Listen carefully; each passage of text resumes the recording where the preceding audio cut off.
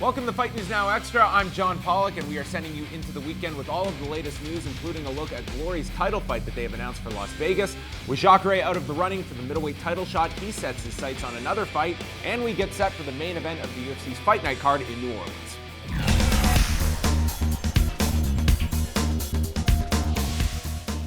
A few years ago, it seemed unlikely that we would see a fight between Dan Henderson and Tim Boetsch, but on Saturday night, not only will the two headline the Fight Night card in New Orleans, but Boetsch is sitting as a pretty comfortable favorite going in. We'll hear from Boetsch, who spoke about fighting someone he considers a personal hero in Dan Henderson. Dan Henderson's a legend for a reason. He might be getting a little bit older as far as fighters go, but he's always going to be dangerous. That right hand is capable of stopping anybody in front of him, so you definitely don't want to get hit by it.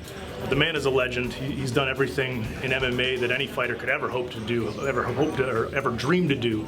And he's a hero of mine. He's one of the guys that I've looked up to my entire fight career. And he was one of the guys I actually was watching fight before I knew I wanted to be a fighter and wanted to emulate myself after him. So just a heck of a guy. You know, he's a stand-up guy out of the cage, and certainly a force to be reckoned with in the octagon. So a huge opportunity for me on Fight Night. It was announced earlier this week that Luke Rockhold will get the next middleweight title fight against Chris Weidman and leaves Ronaldo Jacare Souza out in the cold. His manager, Gilberto Faria, spoke to MMAfighting.com and stated that the only fights that make sense for his fighter are Chris Weidman or Luke Rockhold. Faria did concede that to keep Jacare active, he could fight the winner of Lyoto Machida and Yoel Romero, who are set to fight on June 27th at the Tough Brazil finale card.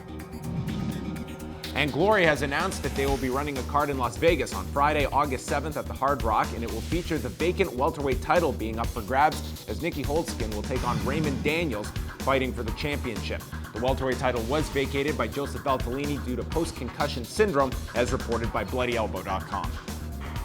Saturday night, we will be with you at 7 p.m. Eastern Time with a 1-hour preview show with John Ramdeen, Robin Black, and myself getting you all set for the fights from the Smoothie King Center in New Orleans, Louisiana. And then we have 4 fights coming your way at the top of the hour exclusively in Canada on Fight Network. Here, as always, with Robin Black and John Ramdeen to discuss the final news of the week before we go into the weekend. Tim Boetsch and Dan Henderson is certainly the fight that I think has the most curiosity for Saturday night. It's really a litmus test for Dan Henderson of where this guy is in his career. At 44 years of age, he's going to be turning 45 in August. And Tim Boetsch, I mean, this is somebody that I would say 3 years ago, maybe 2 years ago, I would highly favor Dan Henderson in this kind of a fight. But here we go. Tim Boetsch is a pretty good favorite going into this fight. Yeah, what's interesting about the whole Dan Henderson situation, people are like, oh, is Dan Henderson going to retire? If you talk to Dan Henderson, no, he's not. He is not even close to retiring. He's like, oh, you know, I'm just going to take it fight by fight. I'm still enjoying what I'm doing. I'm still making lots of money. He still feels that he can beat some of the best 185-pound fighters in the world. I love it. Dan Henderson's got a big set of balls. Yeah, and I've been watching a whole lot of Dan Henderson old fights on Fight Pass, getting ready for a breakdown on Dan Henderson on our pre-show, and just getting ready for the weekend. And man, you really realize he's a lot craftier than we thought. And you have to look pretty close sometimes because you're thinking about huge right hand and some good wrestling. What does that really mean? Well, he's got some real crafty stuff in the wrestling. The transition between the two. And wow, my chair just got excited there. That's a level change. Yeah, that's a level change right there. Dan Henderson used that very well. Thank you, Pollock. And yeah, he uses that well, up and down. This guy can level change, but he really puts it together nicely, and he has a lot of skill. This guy, very easy to underestimate how good he is. But let me ask you, he loses here, his 6th loss in 7 fights.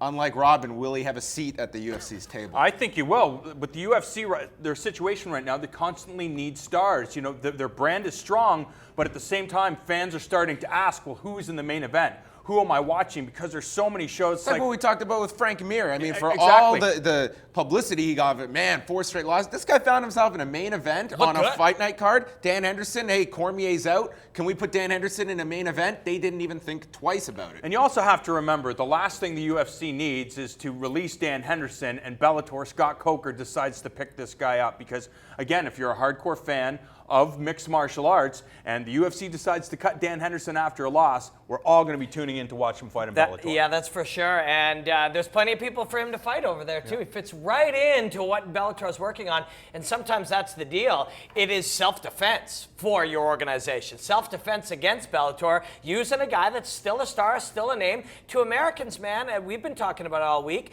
As you put it, he is clearly one of the top 3 American MMA fighters ever. That's right.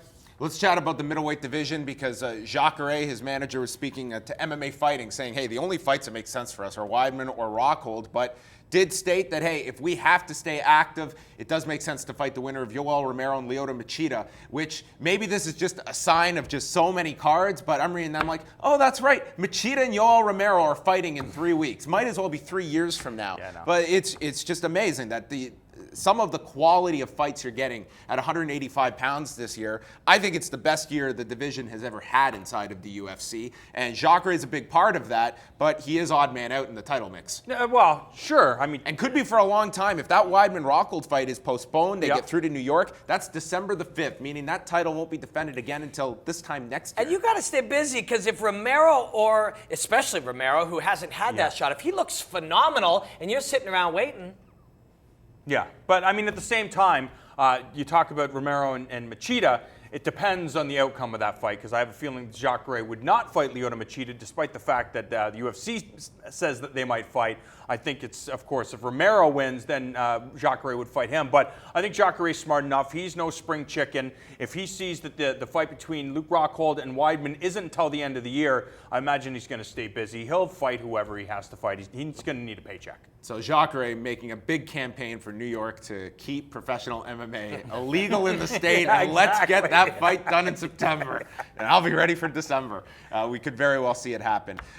Final thought on Fight Night. We have an interesting set of heavyweight fights. Most importantly, Matt Mitrione, he's going to be taking on Ben Rothwell. Matt Mitrione suddenly puts 4 wins together at heavyweight, and here is a guy that it has been an interesting ride for this guy. Every fight inside of the UFC, someone that you watched on The Ultimate Fighter is here's the latest football player that's going to try and make the transition. He really has. And I think if this guy was maybe 10 years younger, what a different story for Matt Mitrione, who's blossoming late in his career. Very true, but if you go back and look at the reality show, I remember one thing, and I've referenced it before, Rashad Evans, like, yeah, Matt Mitrione, people might not like this guy. I don't particularly like this guy, but he can fight. He's a super athlete who knows how to be coached, and because of that, you've seen how far he's come so far in the UFC. He's tied for the second most fights ever at heavyweight. I mean, geez, that's crazy.